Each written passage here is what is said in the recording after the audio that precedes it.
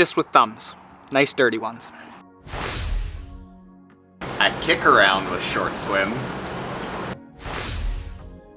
Oh, you're falling.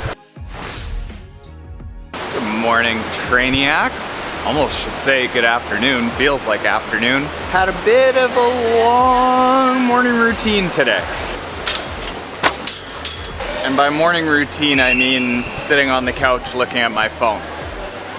I promise you, you are going to be shocked at how short this swim is. But I need a short swim, guys. I need it bad.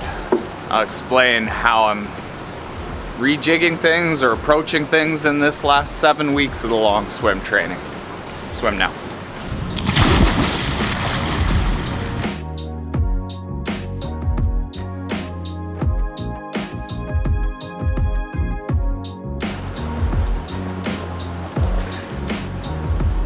I told you it was gonna be short. I wasn't kidding. I don't kid around with short swims. I kick around with short swims. Seriously. That's it.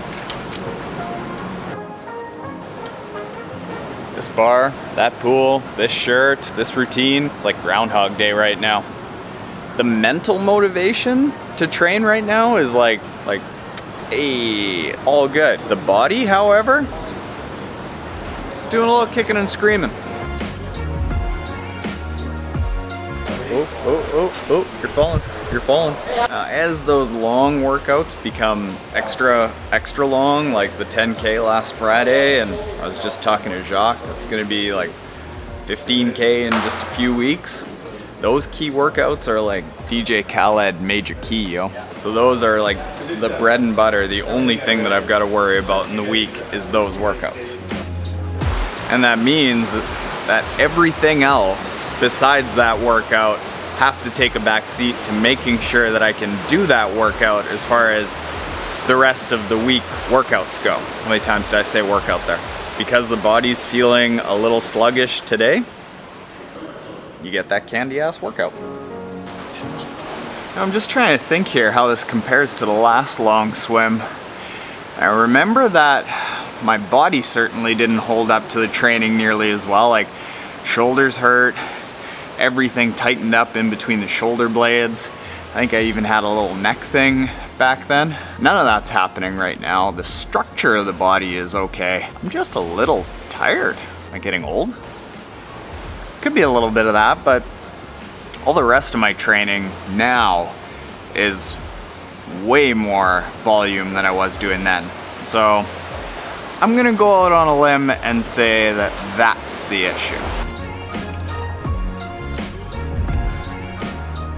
And then even the commuting that I do now that I didn't do 4 years ago, that takes a lot out of me.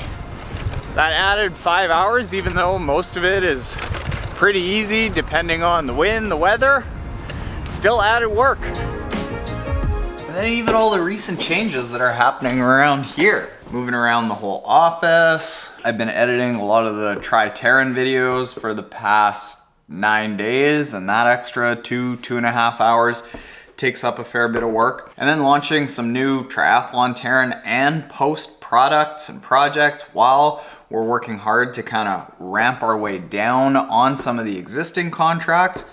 It's just a lot going on here. Oh man, overnight oats are the best. Just the best. It's all good in the hood. I just know that I need to have that really nice balance of not going too hard on my easy days and going really hard and big on my hard days. Now, work time. The knickers worked out pretty good today. I'm a knicker man. I'm sold.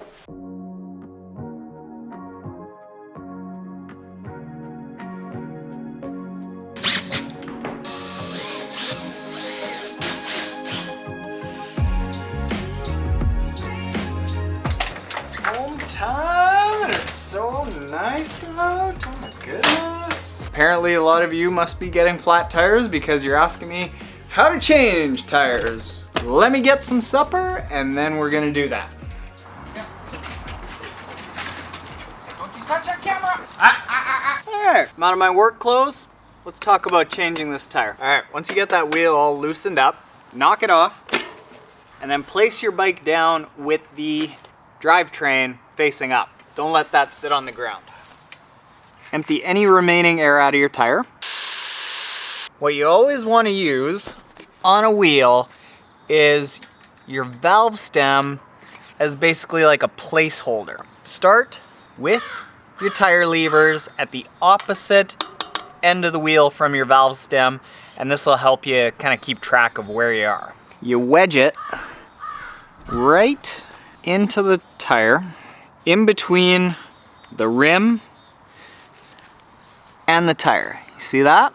Get it down as far as you can, and then you want to do it by a spoke that goes down on the same side as your tire lever so that you can go like this and hook it.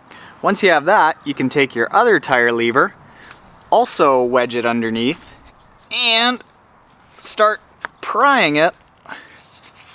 Look at this, look at this. You just kind of work your way around. Reach in there and grab whatever flat tube you got. Pull it around all the way to the valve stem, like so, like a so. Take that off, because with that on, you're not going to be able to get the tube out. Tube. What I want you to do is not just put it in all like soggy wiener syndrome here. Open it up so that the Presto valve is like, you see what I'm saying? You see what I'm saying? And inflate it just like so. Just enough so that the tube has a little bit of structure, so it's easy to work with. It doesn't want to fold over. Take said valve, find your valve hole. Your valve hole, it sounds filthy. And put your tube in starting there. Here's where we got to make sure that we don't get any pinches. You don't want anything folded in the tube or you're going to get a flat. Okay, so you open up the tire and then you gradually work that in all the way around. You obviously won't have a Panasonic GH4 vlogging camera on your lap, so this will be slightly easier. Finish up by putting it all the way around. Make sure that it's tucked in everywhere.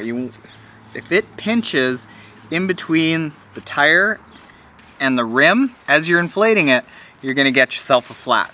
This is where we're going to start getting really fancy, and I'm going to give you potentially the best tire changing tip of your life. Just work it in the crease of your hips and rock it back and forth with your thumbs. And as you're doing that, pinch the tire and press it into the bead of the rim. And what that's going to do is it's going to get you slack as you work your way around so that it's not so tight once you've got to snap the entire tire on. Entire tire. Gives you room to the point that you should be able to do it. Just, here we go, moment of truth. Bam. Just with thumbs. Nice dirty ones. A good idea is to spin the wheel and look at the tire from both sides and see if that tube is popping out. All good there. All good there. And we're not going to get into CO2 cartridges today. We're just going to use the old-fashioned tiny hand pump. When you're pumping it up, be careful not to knock that Presto valve around. If you do that too much and wiggle it, you could end up puncturing the seal in between the valve and the tire. That's the reason that a lot of people prefer the CO2 cartridges. But this is kind of more foolproof. CO2 cartridges run out of CO2. Pumps do not run out of pump. Alright, now that that's done and the bike's away, I am going to show you something on the road bike that literally might save your life. I'm not kidding here. I had a friend that didn't quite happen like this and she got banged up real bad. She's alive, but she got messed up. On all your bikes that have that old quick release skewer on the front wheel, put it on the opposite side of the drivetrain. Drivetrain, quick release skewer.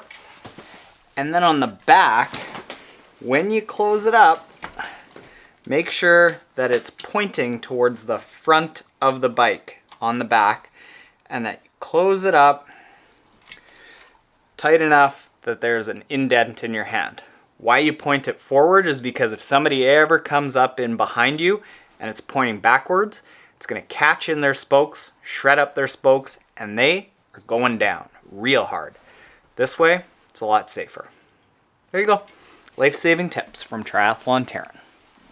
You're welcome.